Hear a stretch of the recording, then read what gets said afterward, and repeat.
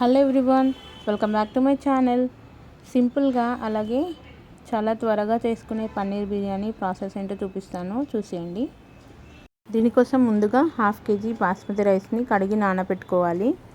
మరొక బౌల్లో కప్పు పెరుగు వేసుకొని అందులోకి స్పైసెస్ యాడ్ చేసుకోవాలి. కారము, సాల్ట్, పసుపు, గరం మసాలా, ధనియా పౌడర్ అన్నీ వేసుకొని ఇది బాగా కలుపుకోవాలి. బాగా కలుపుకున్న తర్వాత ఇందులోకి హాట్ ఆయిల్ ఒక 3 టేబుల్ స్పూన్ వరకు వేసుకోవాలి. మళ్ళీ మిక్స్ చేసుకోవాలి బాగా. ఇలా బాగా కలుపుకున్న తర్వాత ఇందులోకి కట్ చేసి పెట్టుకున్న పన్నీర్ ముక్కలు, క్యాప్సికమ్ ముక్కలు, అలాగే ఒక వెల్లుల్లిపాయ తరిగి వేసుకోవాలి. ఈ మ్యారినేషన్ అయితే చాలా సింపుల్ అండి, very easy process.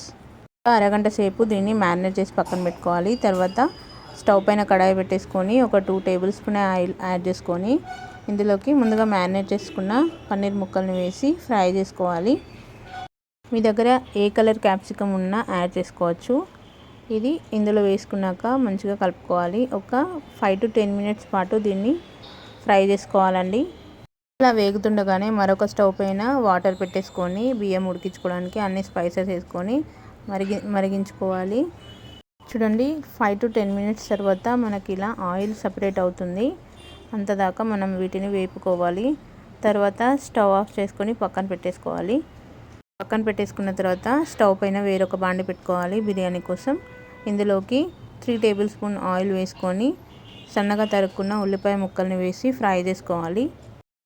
Onions golden brown colour వచ్చేదాకా వేపుకోవాలి. ఇందులోకి సపరేట్గా బ్రౌన్ ఆనియన్స్ వేసుకొని అవసరం లేదు. గోల్డెన్ బ్రౌన్ కలర్ వేగిన తర్వాత ఇందులోకి 5-6 జీడిపప్పు పలుకులు వేసుకోవాలి. అలాగే మనం కట్ చేసి పెట్టుకున్న టమాటా ముక్కల్ని వేసుకొని వీటిని కూడా మంచిగా ఫ్రై చేసుకోవాలి. టమాటా ముక్కలు ఒక 5 మినిట్స్ పాటు ఉడికిన తర్వాత ఇందులోకి అల్లం వెల్లుల్లి paste, 1/2 teaspoon garam masala, అలాగే 2 టేబుల్ స్పూన్ కారం వేసుకొని మళ్ళీ ఒకసారి కలుపుకోవాలి మంచిగా. ఇలా బాగా కలుపుకున్న తర్వాత ఇందులోకి 1/2 కప్పు పెరుగు వేసుకొని కలుపుకోవాలండి. పెరుగు మొత్తం ఆనియన్స్ టమాటాలోకి పట్టేలాగా మంచిగా మిక్స్ చేసుకోవాలి. ఇలా మిక్స్ చేసుకొని ఒక 5 మినిట్స్ అయిన తర్వాత ఇందులోకి మనం ముందుగా వేయించి పెట్టుకున్న పన్నీర్ అండ్ క్యాప్సికమ్ ముక్కల్ని వేసి మళ్ళీ ఒకసారి బాగా కలుపుకోవాలి. పన్నీర్ ముక్కలు ఆల్రెడీ కుక్ అయ్యాయి కాబట్టి ఒకసారి మళ్ళీ అంతా కలిపేసుకోవాలి. కలుపుకున్న తర్వాత ఉడుకుతున్న బాస్మతి రైస్ని లేయర్గా వేసుకోవాలి. చూడండి, ఇలా ఉడుకుతున్న దాన్ని మనం లేయర్గా వేసుకోవాలి. ముందుగా ఉడికిన దాన్ని పైన ఫస్ట్ లేయర్గా వేసుకోవాలి. రైస్ అయితే చాలా మంచిగా ఉడికిందండి. ఇప్పుడు ఇందులో వేసేసుకోవడమే.